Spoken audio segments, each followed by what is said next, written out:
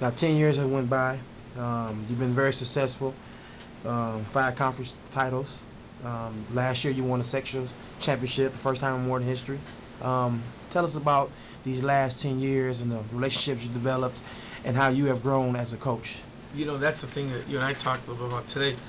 The relationships with the kids, it's almost like I never left East Chicago. It's the same thing. It's having a blast with the players, having a blast with the families of the players.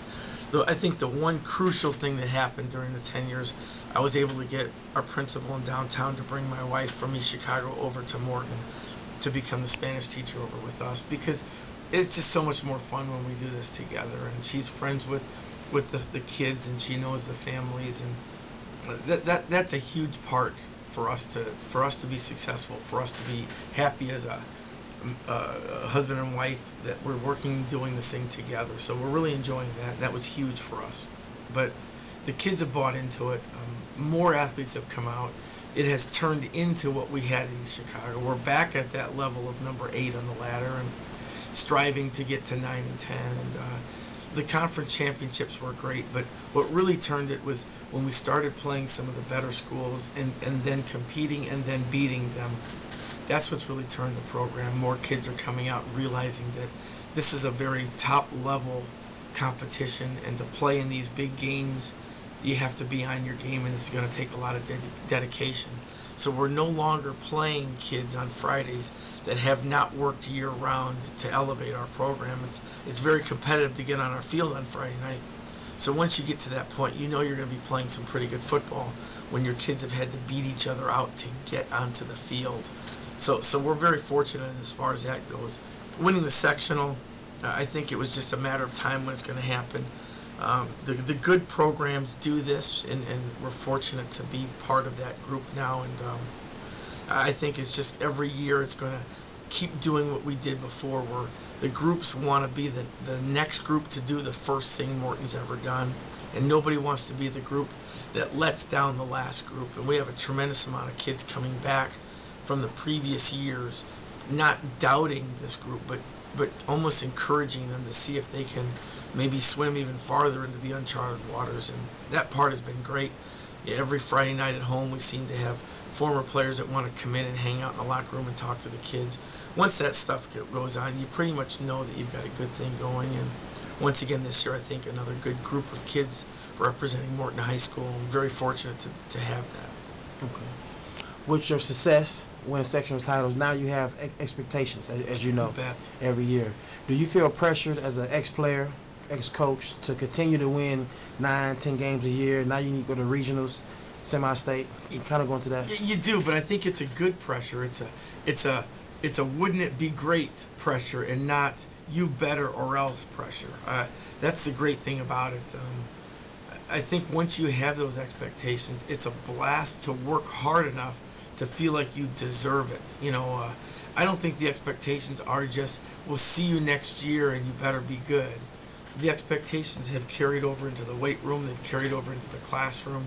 Nobody wants to be ineligible where they think they could really ruin a good thing. Nobody wants to be on the field and not be productive, so they've learned to prepare themselves year round in the weight room and through all the different camps that we go to. I think that's a great kind of pressure, and it's an exciting kind of pressure.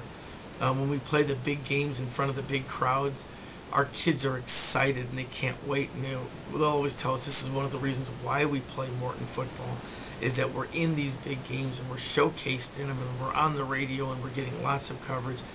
So you're right, there is pressure and there's expectations, but it's really what fuels the fire for us to be good.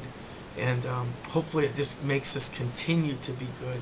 And one of these days we will be great. And who knows, maybe it's right now, we just don't know it. Okay. You have over 25 years of coaching experience, 17 years of head coaching experience. Next week is a milestone for you coaching. You're going to have your 100th victory. Wow.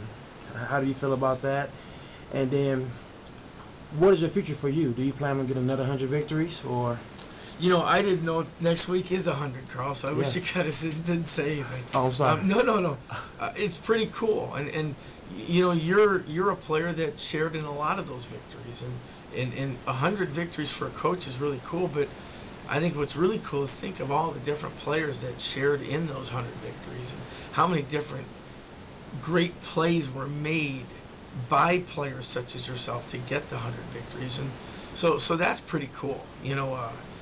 I've got my defensive coordinator, Tom Zambala, I think is at 36 or 37 years of high school coaching. Wow. And he and I talked about how many great players played in those 37 years. And that's really the way to look at it. So if 100 victories is next week, I'm sure that 100th victory will come on a game that's being played by a great player that helped get that 100th victory. And who knows if there's another 100 or another 10 or 1.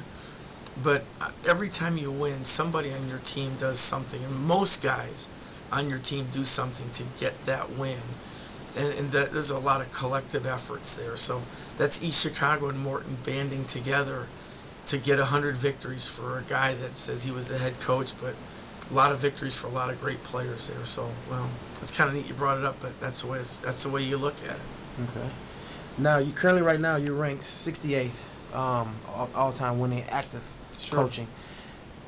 When you came into the coach profession, did you want to be the all-time winning coach? Were them kind of your goals, or? Yeah, that never really comes into play, and unless 67 guys are going to die in a couple of weeks, I'm probably not going to move up too much in those lists because there's a lot of great coaches there. I just think, if your goals are wins on a Friday, if your goals are records, you lose a lot of what high school coaching is all about. You lose a lot. You can't bring your defensive tackle in, sit him down and bench him a game or bench him a quarter for missing a math tutoring if you're worried about how many wins you're going to have at the end of your career. You can't tell a quarterback, I don't think your ankle injury is completely healed, I'm going to hold you out, or take it easy, if the end of the day you're really worried about any of that other stuff. So that stuff that they put on your tombstone, and that stuff that people such as yourself bring up, and we have a nice little laugh about it, or a good feeling about it. But to be honest with you, I remember the wins that we had and the losses that we had a lot more than I'll ever remember the record. I remember our Valpo playoff game, and I'll never forget that game as one of the most fun games and best games our team has ever played. And that was a loss, so it's not even one of the 100. But throw that in as one of the 5 most memorable games because of the players, because of the plays, because of the competition. Things like that really what make you get into coaching and stay a lot longer than you probably should.